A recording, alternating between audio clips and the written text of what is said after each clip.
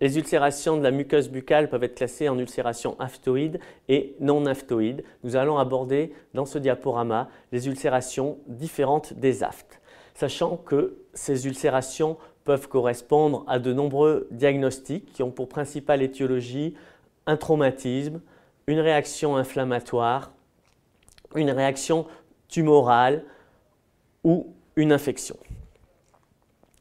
Les ulcérations non aftoïdes peuvent toucher la gencive. La principale est la gingivite ulcéronécrotique. Face à toute gingivite ulcéronécrotique, il faut évoquer une hémopathie maligne et une gingivite ulcéronécrotique due à la plaque. Dans tous les cas, le praticien devra prescrire un hémogramme de façon systématique. Parmi les diagnostics différentiels des gingivites ulcéronécrotiques, il faut évoquer les gingivostomatites herpétiques qui s'accompagnent très souvent de lésions qui intéressent le bord vermillon de la lèvre, des gingivites odontiadiques dues à un accident d'évolution dentaire. Dans ce cas, la dent en désinclusion sera visible, souvent accompagnée d'un processus infectieux péridentaire caractérisé par la présence d'un érythème et de pus.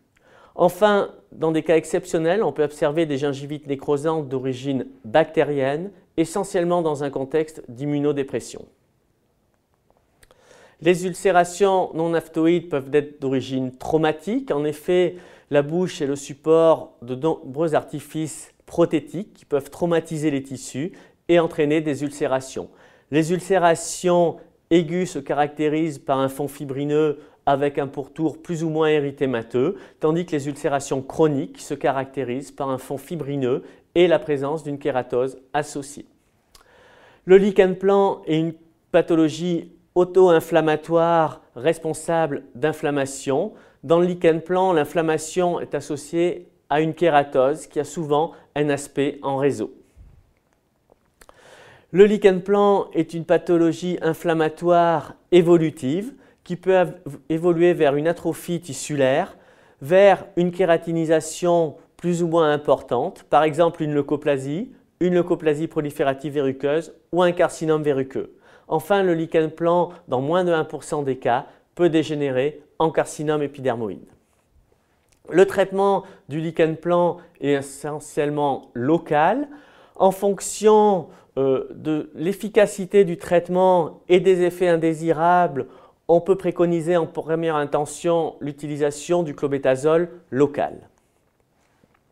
Il existe à côté du lichen plan des réactions lichénoïdes. La maladie du greffon contre l'hôte est une réaction lichénoïde qui se manifeste par des ulcérations souvent plus étendues que dans le lichen plan classique. Parmi les ulcérations non aftoïdes, il faut citer les ulcérations post-bulleuses qui sont dues essentiellement à des maladies auto-immunes. Par exemple, les pemphigoïdes bulleuses avec des ulcérations qui seront à distance de la gencive et la pemphigoïde cicatricielle ou pemphigoïde des muqueuses avec des ulcérations plus spécifiquement localisées au niveau gingival. Enfin, il faut citer la cyalométaplasie nécrosante qui est une réaction inflammatoire profonde associée à une nécrose des glandes salivaires accessoires qui se traduit sur le plan histologique par une métaplasie épithéliale qui fait parfois confondre cette pathologie avec un carcinome épidermoïde. Enfin, concernant les ulcérations non aftoïdes d'origine infectieuse, il faut bien sûr penser à la syphilis et notamment à la forme secondaire de la syphilis qui donne des ulcérations typiquement décrites en prairie fauchée au niveau de la langue avec un élément caractéristique qui est la collerette de Biette que l'on voit ici au niveau des ulcérations palatines. Parmi les autres ulcérations d'origine infectieuse qui peuvent provoquer une ulcération, il faut citer la tuberculose. Souvent, ces ulcérations sont localisées au niveau de la langue du fait d'une contamination par les crachats. Les ulcérations à cytomégalovirus sont des ulcérations rares de la muqueuse buccale qui ont un aspect relativement atypique et que l'on observe dans un contexte d'immunodépression. À côté des ulcérations post-bulleuses, il faut citer les ulcérations post-vésiculeuses qui sont essentiellement dues à des infections virales, virus de l'herpès, de type 1, virus de la varicelle et du zona ou Coxsackie virus. Dans la majorité des cas, ces ulcérations sont polycycliques. Elles sont postérieures dans le cas des infections à Coxsackie. Elles sont unilatérales dans le zona. Et enfin, elles vont toucher préférentiellement les muqueuses kératinisées dans le cas de l'herpès, même s'il existe des exceptions, comme au niveau des ulcérations linguales présentées dans ce diaporama. Les chélites fissuraires sont une forme particulière d'ulcération. Ces chélites sont précisément localisées au niveau des lèvres, principalement au niveau de la commissure labiale. Dans le cas présenté, il s'agit de chélites dues à une candidose dans un contexte de diabète associé à une xérostomie. La chélite angulaire classique est souvent impétiginisée. Il existe une surinfection bactérienne qui nécessite l'utilisation d'antiseptiques locaux, éventuellement d'antibiotiques du type fusidine, et enfin la composante fongique peut être traitée par du kétoconazole.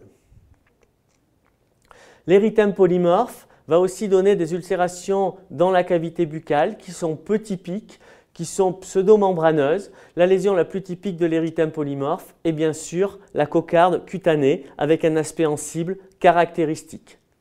Dans le cas de l'érythème polymorphe muqueux, les lésions sont uniquement localisées à la bouche et au niveau des autres orifices. Le diagnostic est souvent rendu difficile en l'absence de lésions cutanées. Il s'agit le plus souvent d'un diagnostic d'exclusion.